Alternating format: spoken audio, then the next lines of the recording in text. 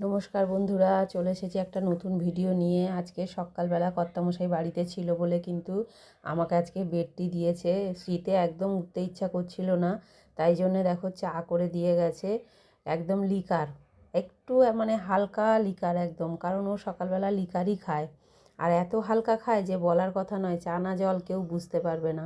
তারপরে এই চাটা খেয়ে ধরপড়িয়ে উঠে পড়েছি, কাচা ধোয়া করতে হবে। কদিন কাচা ধোয়া হয়নি ঠিকঠাক। এই দেখো কিছু মেলেও নিয়েছি, আর কিছু রয়েছে সেগুলোও কাচা ধোয়া হচ্ছে। সঙ্গে কিন্তু এই যে আনাজটাও কেটে নিচ্ছি, কারণ একার হাতেই তো সব, যে দিকটা না দেখবো সেদিকটাই হবে না। ওই জন্য আনাজপাতিগুলো কেটে গুছিয়ে নিচ্ছি। এর মধ্যে কর্তামশাইয়ের অর্ডার এলো, কী হলো, একবার আমি চা করে খাওয়ালাম আর একবার চা করে দেবে তো। যাই হোক, দুজনে মিলে চা খেয়ে নিলাম। খেয়ে নিয়ে আনাজপাতি কেটে রান্নাবান্না সেরে তারপর কিন্তু পুজোর ঘরে গেছি। পুজোর ঘরে দেখো গোপালদেরকে কিন্তু গা মুছিয়ে জামা পরিয়ে বসিয়েছি, কারণ আজকে চান করাইনি। আজকে বেশ ঠান্ডা জানো তো, তাই জন্য আর চান করাইনি। আর মাকে দেখো চাদর খোলাইনি, মাকে কিন্তু চাদরের উপর দিয়ে মালা পরানো হয়েছে। আর গোপালদেরকেও আমি এক্ষুনি সোয়েটার পরিয়ে দেবো, পুজো শেষ করেই সোয়েটার পরিয়ে দেবো। পুজো টুজো শেষ করে উপরে এসেছি, খেতে বসে গেছি। আজকে রান্না করেছি দেখো মূলো শাক আর ফুলকপির পাতা মিশিয়ে ভাজা করেছি রসুন পেঁয়াজ দিয়ে আর কাঁচা লঙ্কা দিয়ে। আর করেছি পুঁই বিটুলির চচ্চড়ি মাছের তেল দিয়ে, শিম বেগুন আলু শীতকালের যা যা সবজি সব দিয়ে। আর করেছি মাছের ঝোল।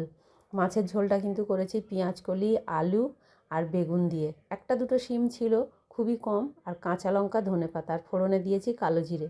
পাতলা করে ঝোল করেছি। এই ঝোলটা কিন্তু খেতে খুব ভালোই হয়েছিল। আর ভালো হয়েছে এই কারণে, গরম গরম খেয়েছি বলে আরও ভালো লেগেছে। এসে একটু গরম করেই খেয়েছি, কারণ বাবা ছেলে আগে খেয়ে চলে গেছে তো ঠান্ডাই হয়ে যায় জানো তো, আজকে গরম করে খেয়েছি। আর খেয়ে উঠেই কিন্তু চলে গেছি ছাদে গাছে জল দিতে। প্রত্যেকটা গাছে কিন্তু টমেটো ধরেছে, কোনো গাছে ধরে বড় হয়ে গেছে, কোনো গাছে আবার ছোট আছে, কোনো গাছে ফুল এসেছে।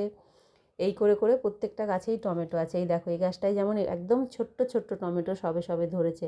আর আরেকটা মজার ব্যাপার জানো, প্রত্যেকটা টমেটো গাছ কিন্তু আমার আনাজের খোসা থেকে হয়েছে, আমি কিন্তু কোনো চারা বসাইনি।